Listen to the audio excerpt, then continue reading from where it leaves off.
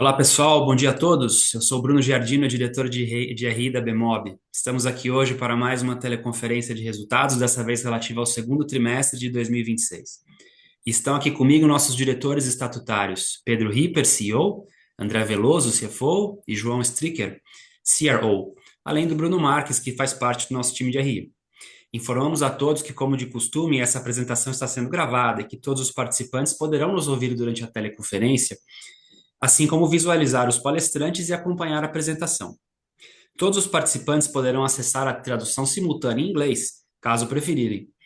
No canto inferior direito há um botão chamado Interpretation. Basta clicar e selecionar a língua desejada. Vou mudar agora rapidamente para o inglês para ajudar aqueles que não falam português. For those that don't speak Portuguese, we have an English channel that can be used by pressing the button called Interpretation on the bottom right corner of your screen and then choosing the option English. I would like to highlight that after the presentation, we will hold a questions and answers session. And now I'll switch back to Portuguese. Após a apresentação de nossos diretores, incluiremos a sessão de perguntas e respostas exclusivamente para analistas e investidores. Instruções para efetuarem as perguntas serão fornecidas quando dermos início à sessão de perguntas e respostas. Antes de prosseguir, e como usualmente fazemos, eu vou ler um texto. Gostaríamos de esclarecer que eventuais declarações que possam ser feitas durante essa teleconferência, relativas às perspectivas de negócios da Bemob, projeções, metas operacionais e financeiras, constituem-se em crenças e premissas da diretoria da companhia, bem como informações atualmente disponíveis. Elas envolvem riscos, incertezas e premissas, pois se referem a eventos futuros e, portanto, dependem de circunstâncias que podem ou não ocorrer. Investidores devem compreender que condições econômicas gerais, da indústria e outros fatores operacionais podem afetar o desempenho futuro da Bemob e conduzir a resultados que diferem materialmente daqueles expressos em tais considerações futuras. Bem, agora eu passo a palavra ao nosso CEO, Pedro Ripper, que dará início à apresentação dos resultados. Por favor, Pedro, pode prosseguir. Maravilha, Bruno, muito obrigado. Bem, mais uma vez, bom dia a todos e feliz de estar aqui com vocês, compartilhando o resultado aqui do nosso segundo trimestre de 2026. Vou compartilhar agora minha tela com vocês para a gente poder seguir a nossa apresentação. Segundo.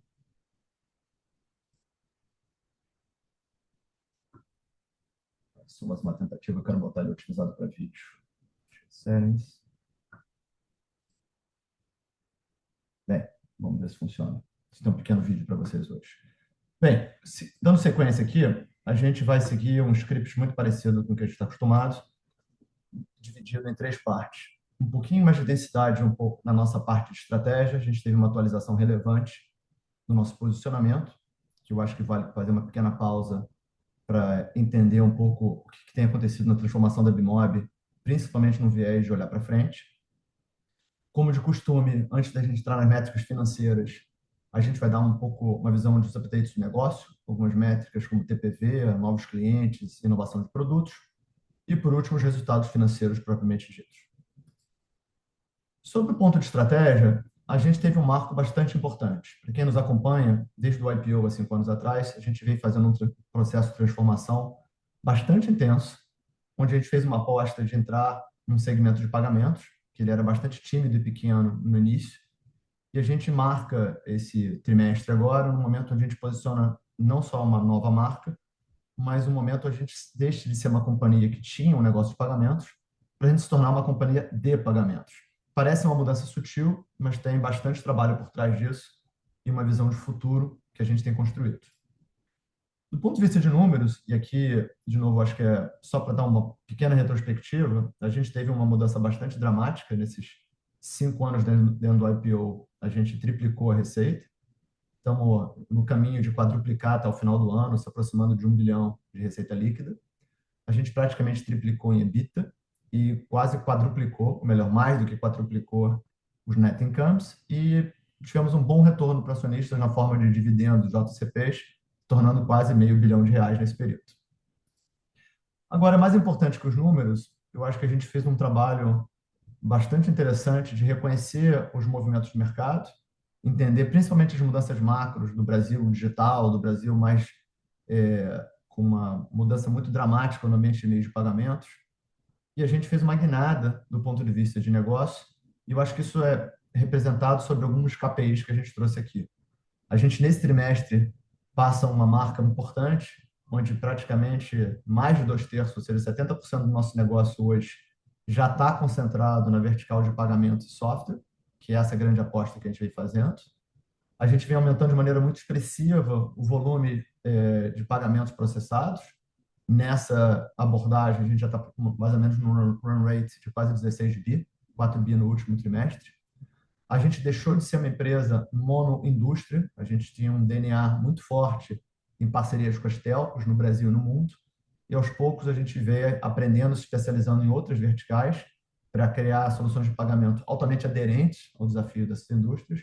E hoje a gente está razoavelmente consolidado em 5 grandes verticais que juntos movem quase 2 trilhões de reais da economia brasileira. E por último, acho que essa estratégia vem sendo bem executada e talvez um ponto anedótico é que a gente conseguiu convencer boa parte das maiores empresas do Brasil nos setores que a gente colocou como alvo para serem nossos parceiros nessa jornada de digitalização do meio de pagamento.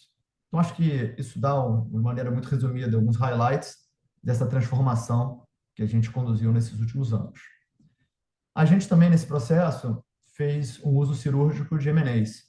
Aqui, muito menos na tese de criar um conceito de holding com vários negócios independentes, mas muito mais gente montando uma proposta de valor complementar. Essas empresas, aos poucos, foram sendo integradas, ou criando especialidades em verticais novos, ou criando novas capabilities ou soluções tecnológicas, uma visão integrada de empresa. Vocês verem que praticamente quase todas essas marcas a gente foi fazendo um phase-out, e hoje são, a maioria delas, 100% integradas na operação da Bimob. As poucas que ainda não são integradas, ou um tema temporal, ou é mesmo um tema de estratégia, como é, por exemplo, o caso da Agendedu, que tem um produto muito bem definido para um mercado mais fragmentado e faz sentido ter um pouco mais de independência. E nesse processo, a gente também fez um rebranding, que acho que captura um pouco melhor esse novo momento. Vocês podem ver um pouco a nossa nova roupagem aqui nesse logo atualizado. Um pouco do pano de fundo, né? A gente sai de uma empresa de múltiplas marcas e múltiplas histórias. Cada história dessa representava um pouco dos capítulos da história da Bimob. Eu acho que um efeito colateral disso, a gente tinha um portfólio de negócios que era de difícil compreensão, em parte pela fragmentação, em parte pelos diferentes modelos de negócios. E, de certa forma, avaliar ou valorar a Bimob era um exercício desafiante não só de compreensão, mas que era um exercício de tentar valorar quase que individualmente cada uma dessas partes. Nesses últimos anos, e essa mudança de marca e posicionamento acho que é um marco simbólico, a gente tem tentado simplificar dramaticamente não só o business, a maneira com que a gente apresenta, a nossa narrativa. Eu brinco que o nosso elevator pitch, você precisava de um prédio de 100 andares para conseguir explicar tudo. E eu acho que, de fato, o elevator pitch agora, a gente consegue, em talvez uma ou duas frases, explicar o que a gente faz.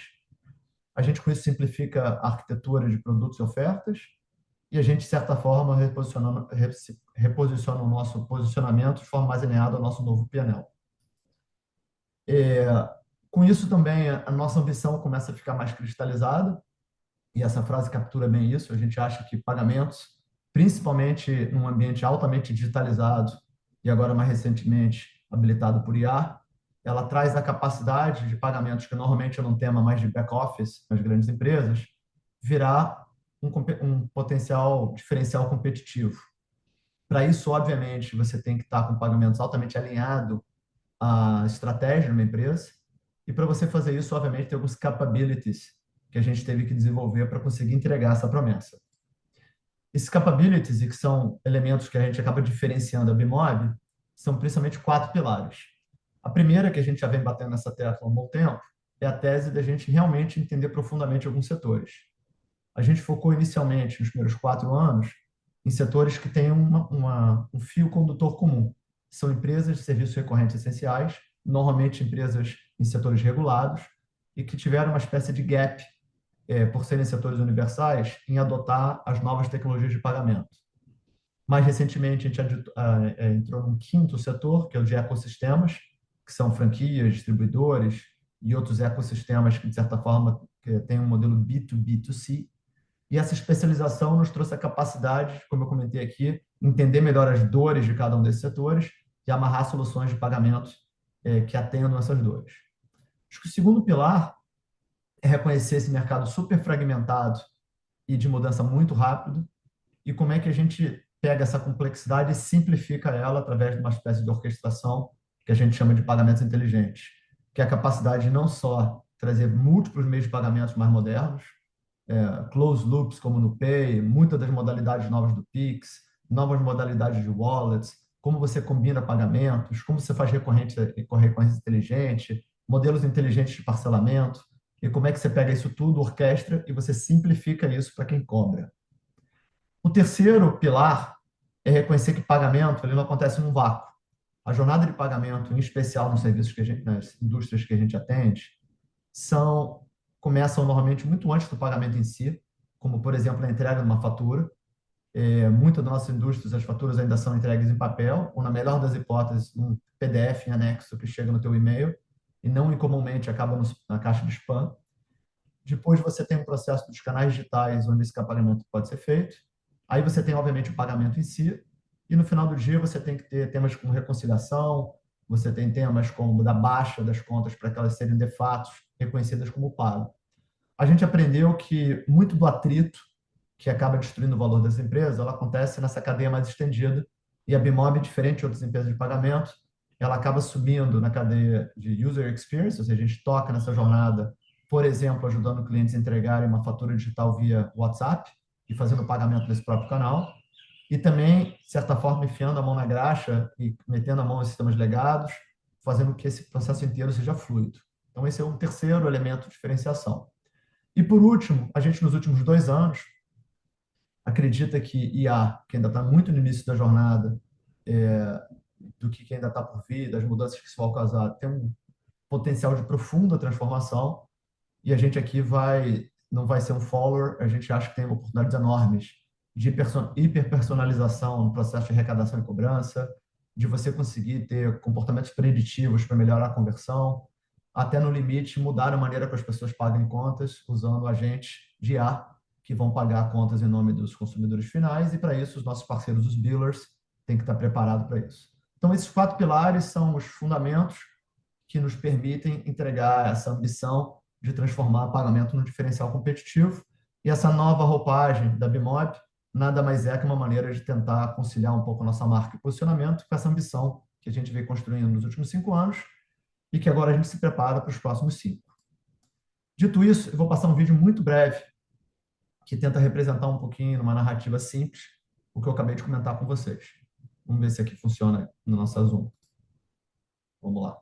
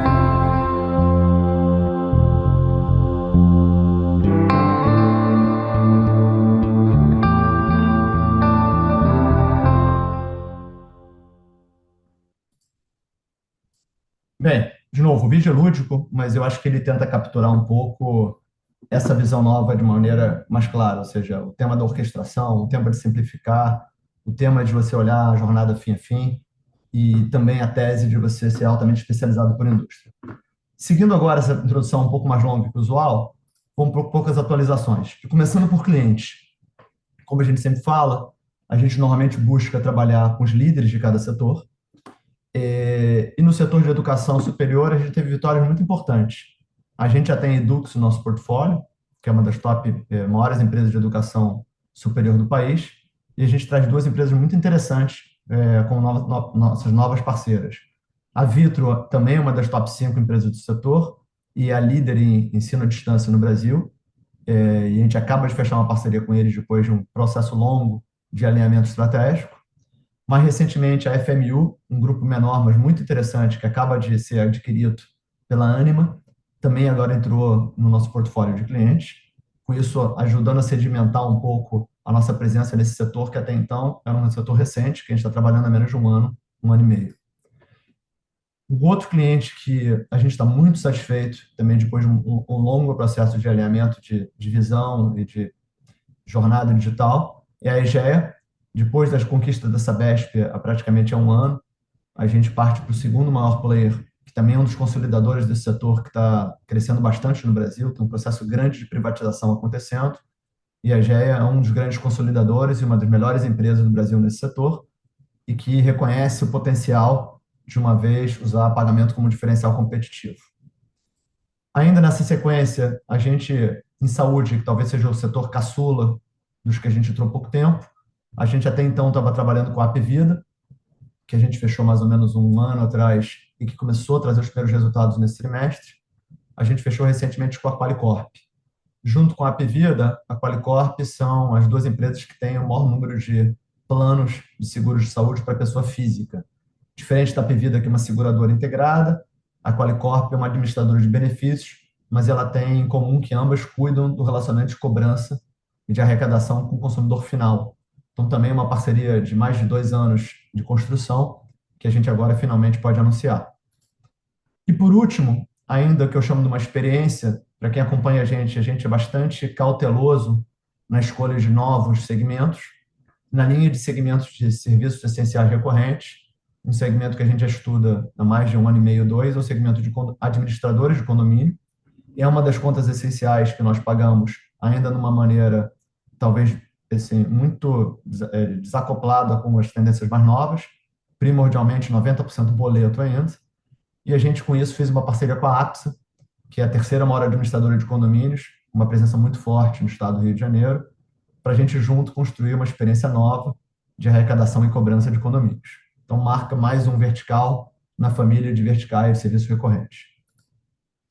Do ponto de vista de clientes, então, a gente começa a ter uma penetração bastante interessante em termos de logos que já são parceiros da Bimob, 7 das maiores 10 telcos, 8 das 10 maiores utilities, 2 das maiores empresas de educação básica e 2 das 7 maiores de educação superior, ou seja, bastante pista aqui ainda, e 2 das top 5 de saúde.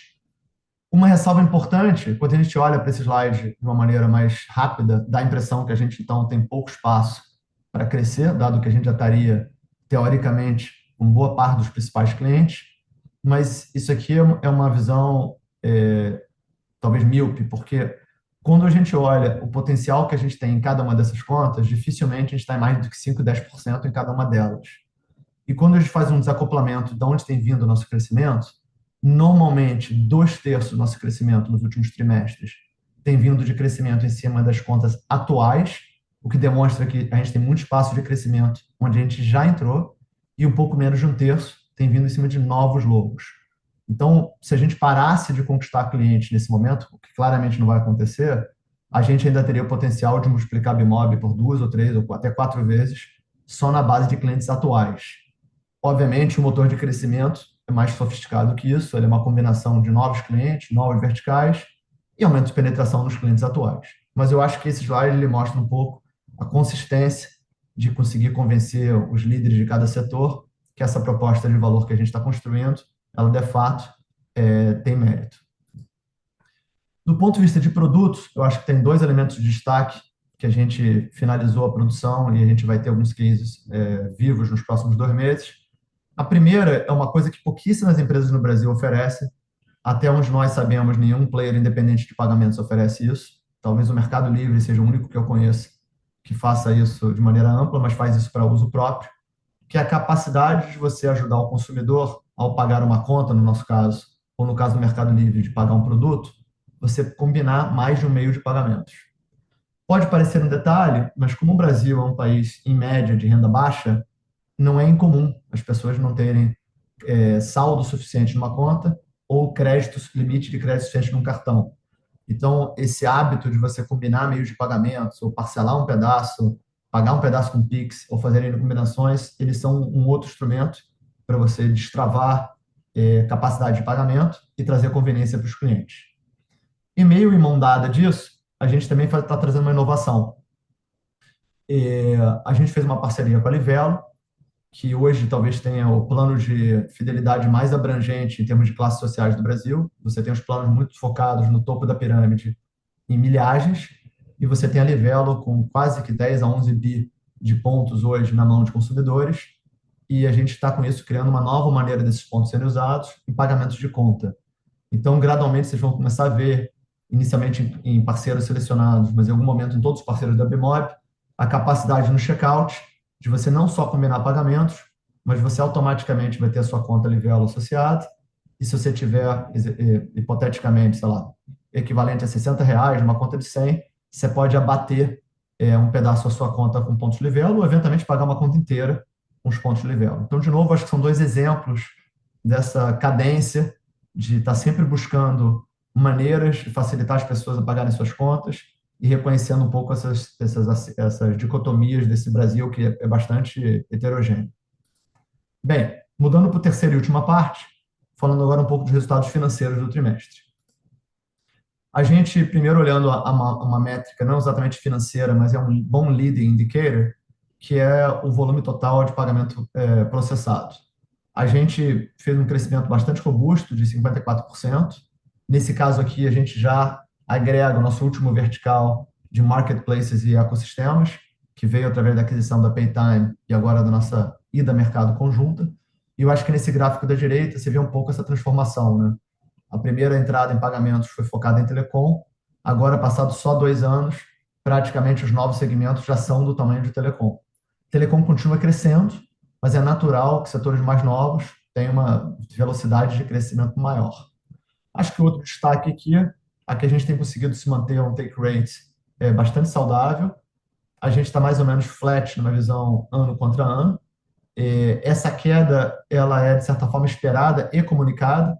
Na medida que a gente começa a processar mais Pix, é natural que a gente vai ter uma aceleração de TPV mais rápida do que a aceleração de receita, mas a gente continua acreditando que tanto receita quanto margem de contribuição vão crescer num pace bastante saudável.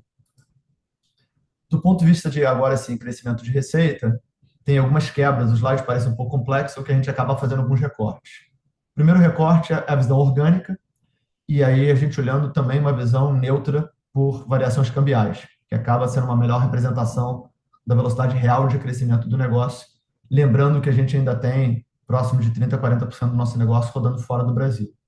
Sobre essa mesma métrica neutra de variação cambial, aí sim, numa visão não orgânica, a gente cresceu 36% ano contra ano. Quando a gente olha sem a variação cambial, a gente cresceu 15% e 30% com a visão da Paytime, mas talvez o destaque aqui, dando um duplo clique, entendendo o nosso principal vertical, pagamentos cresceu 75%. Quando a gente olha uma visão com Paytime, e quando a gente você expurga aqui a parte de Paytime e os dois negócios que a gente são mais legados de pagamento, a gente cresceu 53%.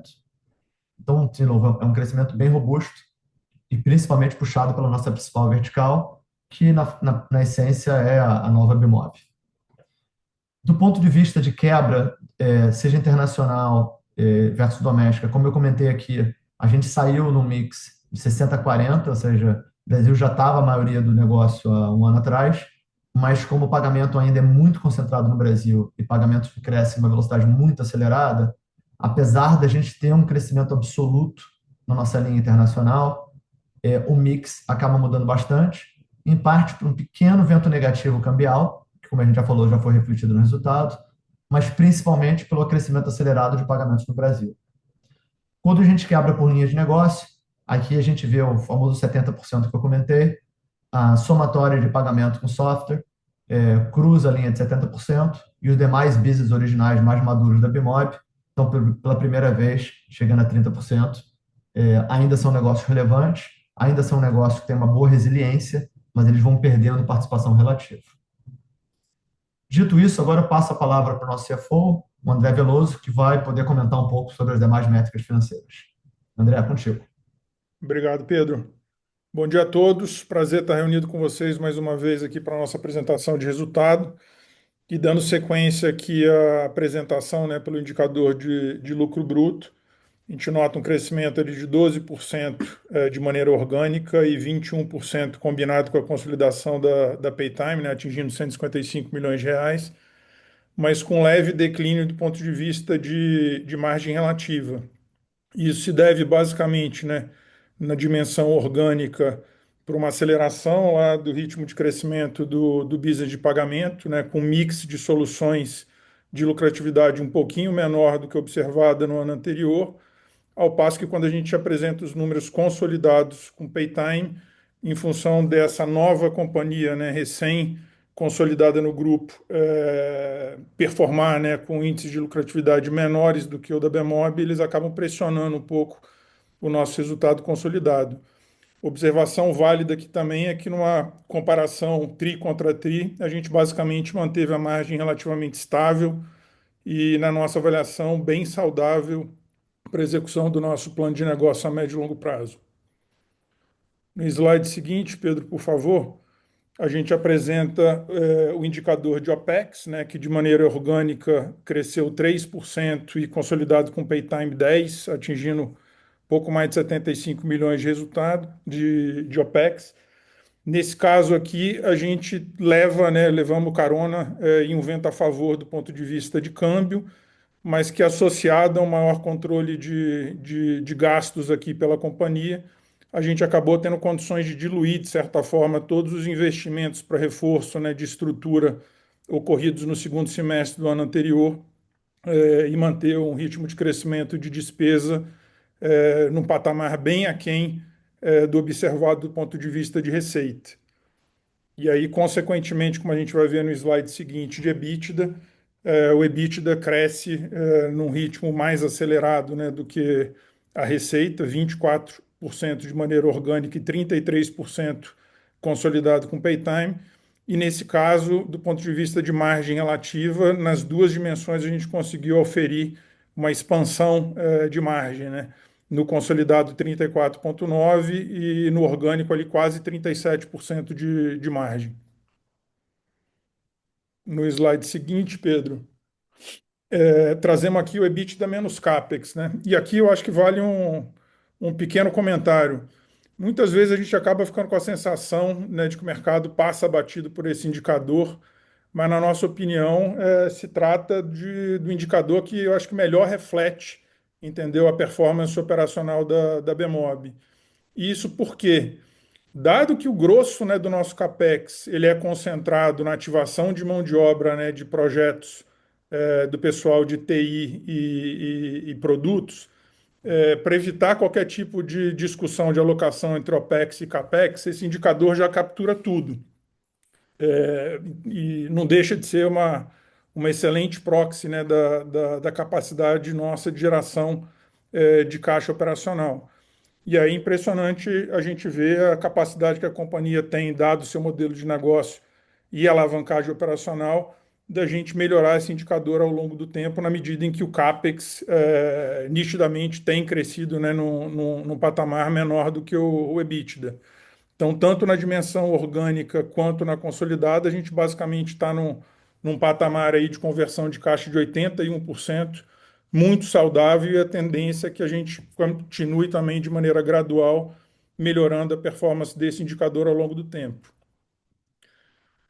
Slide seguinte é o de lucro, né? Nesse caso, a gente teve 30% de crescimento, atingindo ali pouco mais de 45 milhões de reais.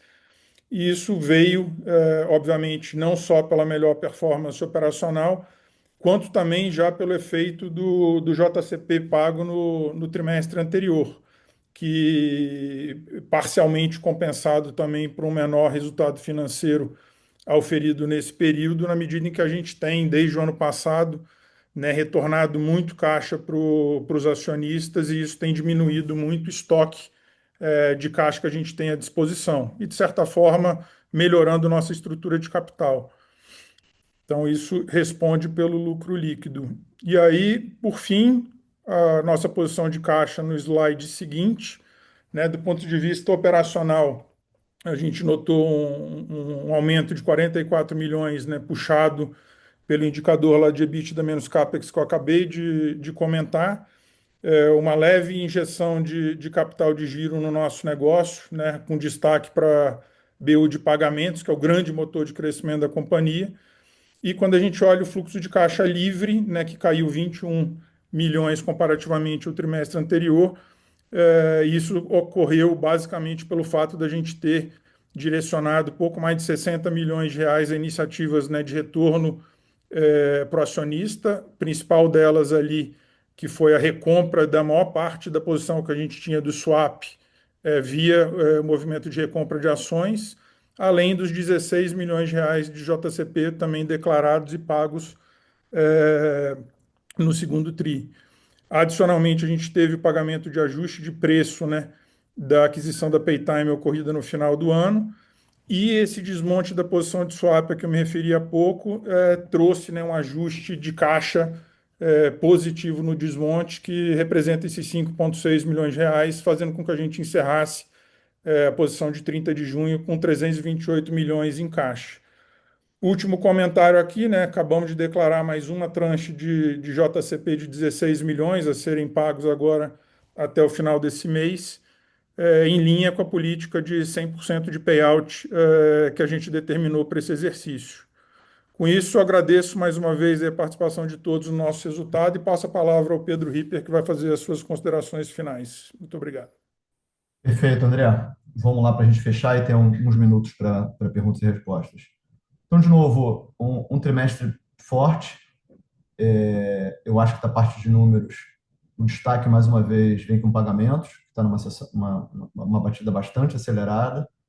Paytime, em breve a gente vai trazer um pouco mais de visibilidade, mas tem se mostrado uma boa aquisição. Ainda estamos muito no início e muitas das sinergias ainda têm que ser capturadas, mas estão executando bem. Então, apesar do olhar mais justo, olhar orgânico, mas eu insisto aqui que vale olhar um pouco com cuidado o Paytime, que tem se mostrado com um futuro bom motor de crescimento. Eu acho que a tese de alavancagem operacional ela tem se mostrado bastante consistente. Eu quero deixar claro que a gente teria sempre uma oportunidade de puxar muito mais essa rentabilidade, mas a gente não tem feito, porque a gente acha que tem investimentos muito importantes de produto e de expansão de equipe, que, de certa forma, são necessárias para a gente poder manter essa batida de crescimento olhando para frente. Então, apesar de a gente ter batido aí um EBITDA, quando a gente olha de maneira orgânica, quase 36%, a ideia não é continuar aumentando isso indefinitivamente, talvez diminuir um pouquinho, para que a gente, por outro lado, possa acelerar crescimento. E é um trade-off que a gente está bastante confortável de fazer, que eu acho que na última linha isso é o que vai maximizar crescimento sustentável a médio e longo prazo. Eu acho que talvez o ponto que mais me empolga nesse trimestre, porque a gente pode ter uma ótima estratégia, a gente pode ter bons resultados financeiros, mas vamos dizer, o combustível de futuro são grandes empresas, são clientes que compactuam com a nossa tese, que validam a nossa proposta de valor e que, obviamente, no segundo momento vão gerar nova fonte de receita. E é óbvio que tem vários outros clientes que eu não estou destacando aqui, mas, assim, conseguir trazer no mesmo trimestre muitos dos maiores players dos novos setores que a gente entrou faz muito pouco tempo, para mim é uma validação muito forte que o modelo de negócio está criando perna. Não que as próximas vendas não tenham seus próprios desafios, mas na medida que você vai conseguindo uma massa crítica de clientes grandes no vertical, a tomada de decisão no próximo cliente vai ficando um pouco mais fácil, porque vai vendo os seus pares trazendo resultados. Obviamente, o nosso conhecimento dos setores também, junto com esses clientes, a gente aprende muito e você tem uma espécie de um ciclo virtuoso. Condomínio, eu queria só botar na perspectiva correta, é um mercado enorme, de mais de 100 bilhões de reais, é um mercado que tem um desafio de uma fragmentação enorme, e eu acho que esse primeiro anúncio aqui, ele deve ser visto mais como uma experiência para a gente aprender, junto com a APSA, que é um player super sofisticado e que também compactua dessa visão de jornada de digitalização de pagamentos. Na medida que a gente vai sentindo que a gente consegue realmente destravar valor nesse setor, aí muito provavelmente a gente vai acelerar e buscar uma maneira de a gente escalar nesse vertical.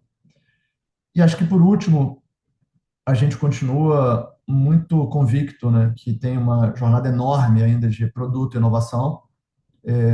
A gente deve ter um pacote de notícias ligados a IA agora no próximo semestre, e os temas de pagamentos tradicionais, essa combinação de software regulado e IA, a gente acha que ela é muito poderosa, ou seja, o IA ela tem uma tendência a comoditizar software, mas software associado a processos regulados, ele acaba sendo um moat muito forte, ou seja, o Banco Central tem subido a barra de maneira correta, inclusive, do que significa operar pagamentos no Brasil.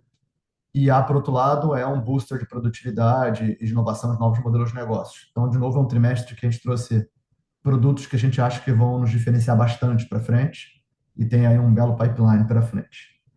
Dito isso, eu vou só tirar aqui a tela para a gente poder ver o vídeo normal.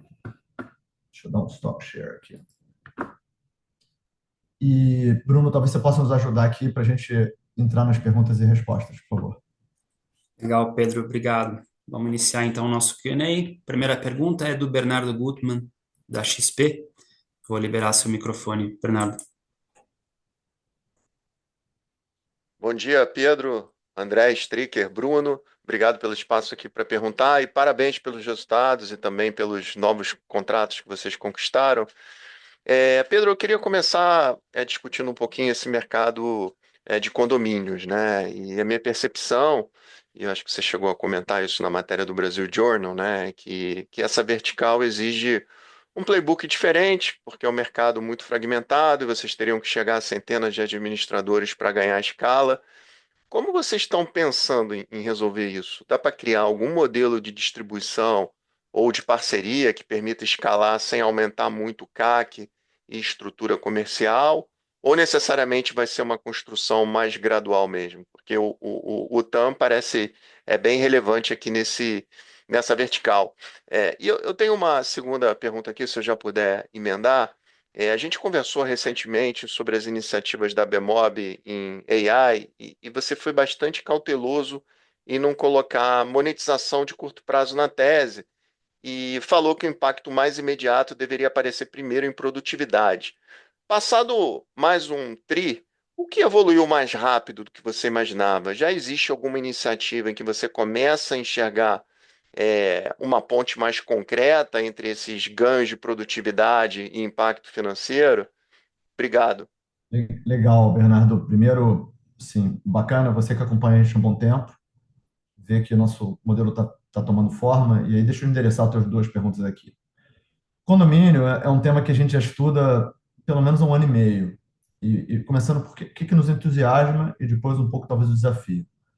Então, acho que o que nos entusiasma? O negócio de uma administradora de condomínio é um negócio que tem duas componentes, né? Uma que o próprio nome implica, que é fazer essa administração de contas, você consolidar todas as contas do condomínio, tem uma série de prestações de serviços, e tem uma certa componente financeira. O condomínio, de maneira informal, ou melhor, administradora, apesar dele não ser uma instituição de pagamento financeira, ele acaba indiretamente fazendo um papel de regular um pouco o capital de giro do condomínio. Ele não formalmente ele não empresta dinheiro e ele também, mas ele indiretamente acaba fazendo um pouco isso. Então a gente acha que tem duas oportunidades aqui, tá? A primeira o meio de pagamento, ele ainda como eram os outros setores que a gente atua, muito antigo, é primordialmente baseado em boleto. E eu, como morador de um apartamento, gostaria de ter as outras opções, que eu acho que podem facilitar a vida dos consumidores finais, bem em linha com o que a gente fez nos outros setores. E eu acho que, na medida que o Banco Central busca regular mais o setor de pagamentos e o setor financeiro, as administradoras vão ter que se profissionalizar e vão ter que delegar um pedaço dessa operacionalização financeira para um parceiro. Então, o condomínio ele acaba aqui indiretamente tocando nossas duas capabilities, vai? Ele é uma indústria de serviço recorrente essencial, mas ele também é um modelo meio B2B2B, né? Porque você tem uma administradora que presta serviço para um condomínio. Então, eu acho que a gente está muito bem posicionado para resolver esses problemas. Agora, voltando ao ponto de dúvida, é uma dúvida legítima. Acho que a gente tem que cruzar duas pontes primeiro. Primeira ponte é a gente botar de pé um grande case, daí essa aposta conjunta da gente na Apps e a Apps e nós, de ver se a gente realmente destrava muito desses temas, pegando um player que já é bastante sofisticado. Eu acho que o segundo é o que você comentou de, tá bom, feito isso, vamos dizer que a gente foi bem sucedido, tem valor a ser destravado, como é que você escala? E aí eu acho que tem alguns formatos, eu diria assim, não é a primeira vez que a gente vai entrar num segmento fragmentado. Se você se lembra bem, tem dois segmentos hoje dentro da Bimob que são muito fragmentados. Você tem o segmento de educação fundamental, o maior player tem 3%, a gente está falando de milhares de escolas, e nesse caso a gente acabou optando por um M&A, foi da Agenda Edu, que tinha uma solução de software já com uma boa capilaridade, onde integrou pagamentos.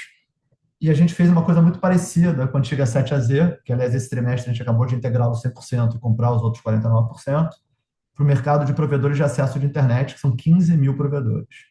Então, esse playbook de primeiro entender um setor, resolver um problema e aí, eventualmente, a fazer uma aquisição, um RP, um outro, é uma das possíveis caminhos que a gente vai seguir. Não estou cravando que esse é o caminho, mas é para dar um conforto que a gente já exercitou essa musculatura de pegar segmentos mais fragmentados. E, de novo, acho que a gente tem que primeiro cruzar a primeira ponte e aí a gente estando convicto que a gente tem uma proposta de valor que, de fato, tem aderência e a gente vai começar a trabalhar nos possíveis caminhos de escalar. No teu segundo tema, de IA, eu sou também bem cauteloso, porque eu acho que o mercado em geral, sem ser excessivamente crítico, tende a associar tudo de bom ou de ruim que acontece a IA, né? Então você fala, olha, demiti 40 pessoas, isso é fruto de IA, fiz tal coisa, isso é fruto de IA. E a verdade é que normalmente essas colocações elas tendem a ser um pouco caricatas. Claro que isso acontece na vida real, mas eu podia te dizer que quando o André comentou uma métrica que a gente acha muito importante, né, que é o EBITDA menos CAPEX, lembrando que o nosso CAPEX é 90% intangível, a atividade de desenvolvimento de software e de produto é 90% do nosso CAPEX. E a gente, nos últimos 2 anos e meio, mergulhou de cabeça de fazer isso através de IA. E essa é uma das razões, não vou dizer que é a única, que a gente tem conseguido crescer os outros indicadores materialmente mais rápido do que a gente teria talvez conseguido crescer sem IA. Ou seja, talvez para fazer as mesmas entregas de produto, que foram enormes, num ambiente sem IA, a gente dificilmente teria conseguido essa alavancagem operacional. Então, acho que esse já... Se me perguntar, poxa, exatamente quantos centavos vem de uma de outra, eu não vou conseguir te precisar, mas é visível que o output que a gente tem hoje do mesmo time, agora habilitado com IA, ele é materialmente maior, o que permite a gente conseguir crescer sem ter que fazer um aumento de headcount tão substancial. Então, acho que isso assim, é visível e você vê que essa alavancagem operacional ela acelerou e aqui claramente tem um elemento de IA embutida nela. Quando a gente vai para a dimensão mais bacana, que é, tá bom, como é que você cria valor novo?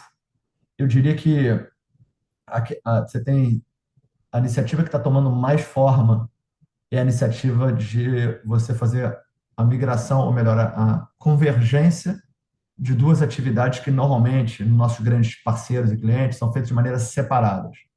Você tem um processo chamado de arrecadação, que é o processo de você cobrar uma conta ainda não vencida ou vencida até poucos dias.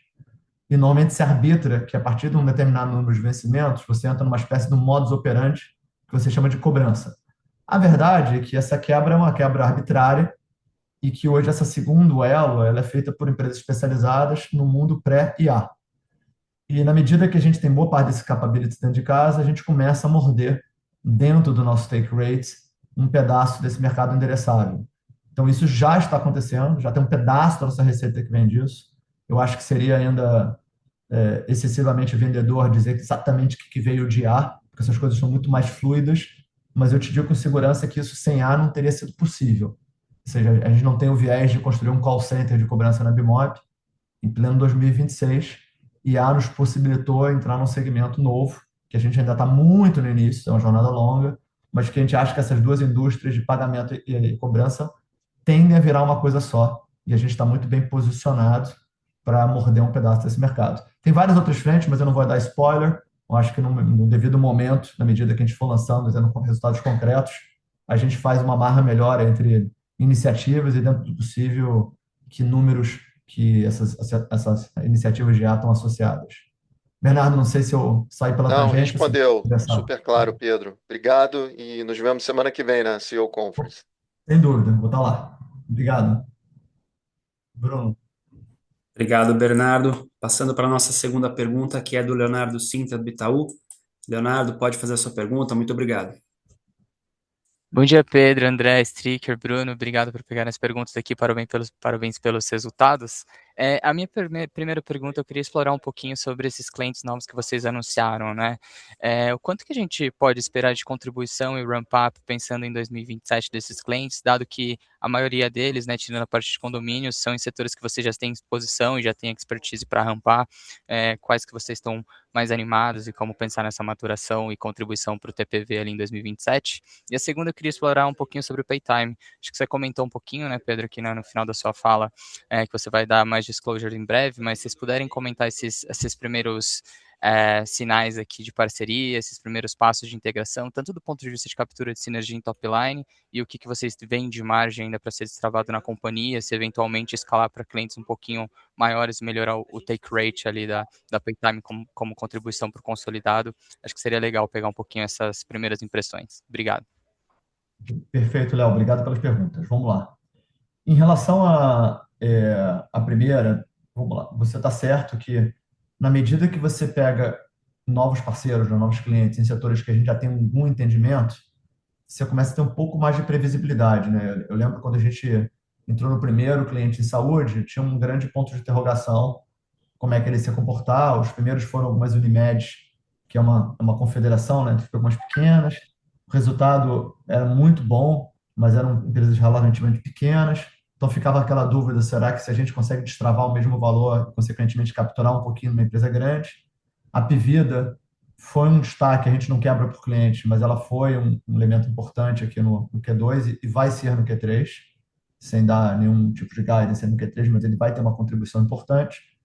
E o que nos dá é um cheiro que Qualicorp, de novo, cada parceiro de uma maneira diferente, mas dá um cheiro que tem um potencial grande de estrago de valor. Do ponto de vista de timing, eu acho que é mais sensato imaginar que isso vai acontecer mais em 27, como você mesmo já indicou. A EGEA, a gente também tem um bom proxy, que é a Sabesp. Isso é um negócio que tem semelhanças muito grandes. E Vitro e FMU, a gente tem um bom proxy, que é a Edux. Dito isso tudo, eu acho que esse número mágico, que talvez depois a gente possa até tentar dar uma quebra um pouco melhor, de que talvez o crescimento vem, sei lá, uns 25, 30% de contas novas e uns 60, 70% da crescimento das orgânicas, ainda mais que cada vez a gente vai tendo mais contas, eu acho que é um bom proxy. Eu diria que essas contas novas nos já deixam bem posicionados para a gente fazer um pedaço do crescimento contratado em 2027 em cima delas. Claro que a gente precisa conquistar novas clientes ainda, porque é um ciclo, você tem sempre um delay no tempo. Você leva 1, 2 anos de investimento às vezes para fechar uma conta, mais 6 meses, 1 ano para entrar. Então é uma certa uma esteira, mas eu diria que esses clientes já trazem talvez uns 50, 60% do crescimento que a gente tem no ano que vem, se a gente executar bem esses clientes que a gente acabou de conquistar agora. De novo, associado a novas contas. Tem sempre o desafio de a gente continuar crescendo as contas atuais. Em relação à tua segunda pergunta, essa Paytime, como a gente vai fazer agora 7 meses, e 10 dias que a gente fez o closing, ou seja, ainda é bem recente. Paytime, só para a gente lembrar, ela tem 2 negócios parecidos, mas não são iguais. Ela tem um negócio muito mais ligado a SMB, onde ela é uma espécie de um B2B2B, numa parceria com a PagBank, que executa bem. Ela é uma espécie quase de um canal para habilitar microempreendedores a oferecerem soluções de pagamento. Essa operação ela continua executando com uma marca independente, Paytime. Eles rodam de maneira bem segregada e a gente tem menos sinergia ali, mas é um negócio que funciona bem. Agora, a grande aposta é fazer o foco nos grandes segmentos de ecossistemas, é mais o DNA da Bmob, né, o Enterprise, pegar os clientes maiores. O que tem acontecido na prática desde então? Acho que tem duas sinergias, uma que está começando a ser capturada e uma que não tem nada ainda. A primeira que está começando a ser capturada é uma sinergia de produto. A Paytime tem alguns elementos de produtos que a Bmob não tinha. A gente, por exemplo, tem um checkout online mais sofisticado que a Paytime tinha, um sistema de recorrência também, e a Paytime está criando uma espécie de um stack unificado que possibilita ela começar a pegar alguns tipos de clientes que nem a gente sozinho conseguiria, nem ela sozinha conseguiria. Para ilustrar, a gente pegou no segmento de educação, tem um terceiro subvertical que a gente não comentou aqui, que é o segmento de cursos livres e segmento profissionalizante. E esse segmento é bastante grande também, cursos de línguas, cursos profissionalizantes diversos. O que esse segmento tem em comum? Ele é primordialmente um modelo via franquias. Então, ele é um modelo B2B2B. A gente sem a Paytime ou a Paytime sem a gente não conseguiria ter conquistado alguns clientes importantes. A gente pegou a Prozis, a gente pegou o Grau Técnico há pouco tempo e em breve a gente vai ter alguns logos bastante relevantes que talvez sejam as primeiras sinergias de juntar duas capabilities que a gente não tinha antes. Então, eu diria, isso já está começando de maneira... Não está no número, assim, esse crescimento até agora é 100% mérito do time da Paytime, a Bmob contribuiu muito pouco. Esses novos clientes que a gente fechou, que ainda não estão nos números, esse sim já é o primeiro fruto de sinergia. E o que eu acho que sim mudaria o ponteiro de fato é esse DNA de pegar realmente contas muito grandes. E a gente está começando a ter os primeiros namoros com alguns grupos muito, muito grandes de construir uma operação de pagamento conjunto, mas eu acho que isso aí é novidade mais para 2027, só para a gente setar a expectativa. Então, talvez a maneira de olhar o copo meio cheio poxa, mesmo com as iniciativas ainda não materializadas em números, o time da Paytime, pelo seu mérito próprio, tem executado muito bem. Quando a gente, de fato, conseguir encaixar as sinergias, eu acho que a gente tem uma tendência a fazer essa derivada acelerar um pouquinho mais. Então, nesse momento, usando um termo que o mercado adora, né? Eu estou cautelosamente otimista, otimista sem, cautelosamente, porque a gente precisa ver algum desses cases começando a monetizar para ver nossa real capacidade de mudar essa derivada. Léo, deu para endereçar os dois pontos? Não, super claro. Obrigado, Pedro. Brunão, estamos chegando no final. Cabe alguma mais ou encerramos aqui? Tem mais uma aqui para a gente encerrar, Pedro. Antes de mais nada, obrigado, Léo, pela pergunta. É uma pergunta em inglês, tá? Que veio via chat. Como a gente tem tradução, vou ler ela em português, tá? A Paytime está com uma margem de aproximadamente 20% de EBITDA contra 36,8% da Bmob sem a Paytime, né? Então, a pergunta é se essa margem da Paytime é uma fair representation, se é uma margem estrutural, vamos dizer assim, da Paytime, ou se tem aqui quais são as oportunidades e o time frame para a gente fechar esse gap. Perfeito. Eu acho que para responder isso, eu volto ao meu comentário anterior, né? A Paytime ela tem dois modelos de negócio levemente diferentes dentro desse conceito de B2B2B. Uma, como eu comentei, mais ligado ao SMB, que eu diria que ele tem uma margem em linha com essa que você descreveu. Ele provavelmente, a gente tem alguns pontos de otimização que podem tirar aí 1 ou 2% de margem adicionais, mas a tendência é que essa parte do negócio não tenha grande expansão de margem.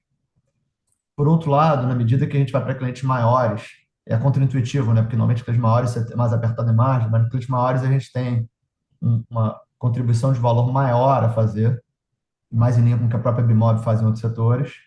E a gente tem visto que nesse outro modelo, a gente tem uma margem materialmente melhor e mais próxima da Bmob. Então, a nossa crença é que no tempo, na medida que esse novo componente de negócio da Paytime, ele cresce bem mais rápido que o outro, a Paytime gradualmente vai ter um crescimento de margem, na medida que esse mix muda. E eu acho que é viável, sim, ela se aproximar de uns 30% de margem EBITDA. Não sei se ela vai chegar nos 35%, 36% da Bmob, mas eu acho que tem um processo de expansão de margem em 2, 3 anos, na medida que ela ganha escala e na medida que esse mix que eu comentei aqui muda para esse cliente de mais alto valor agregado.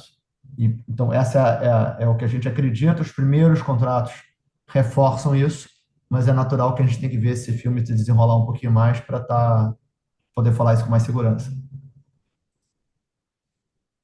Bruno, É isso. Obrigado, Pedro. Então, acho que você pode fazer as suas considerações finais. bem, pessoal, de novo, muito obrigado por todo mundo que chegou até aqui. A gente está super empolgado. O Brasil, o macro, realmente não está dos mais animadores, mas a gente tem visto que, como a gente é um player relativamente pequeno, um mercado muito grande, e com uma proposta de valor com uma boa aderência, é claro que o macro sempre atrapalha, mas a gente acredita que dá para continuar crescendo num bom pace, principalmente na medida que a gente consegue ajudar e criar valor para nossos clientes. Fechamos o primeira metade do ano boa, e a gente continua animado com a segunda metade do ano de manter um pace em linha com o que a gente tem feito até aqui. Então, fechamos por aqui e, de novo, muito obrigado. Até breve.